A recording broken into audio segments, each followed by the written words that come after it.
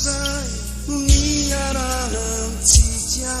lay fitiavanao sy lay fitiavako nandringa vao ny andro tsy mahafo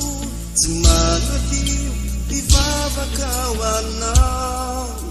aity izay ho anjara tendriny malahelo teny fetao inao no tsarona itretireri manireri satria namana aizy no ny lasa tano fatara sisireny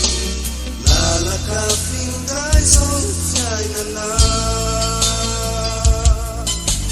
malahelo teny fetao inao no tsarona itretireri manireri satria namana aizy no ny lasa tano fatara sisireny lalaka findray zao fiainana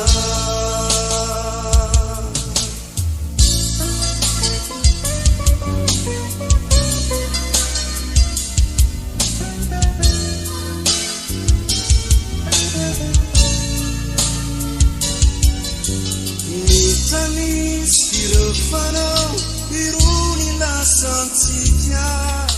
lay sangsary tena izy nandratrarana teo ianao tsy nafoy nilatsa-bava hoe ola hafilay voalompitiavana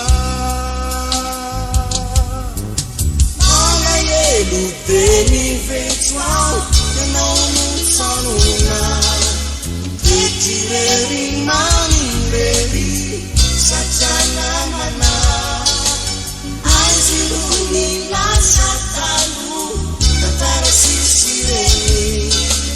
lalaka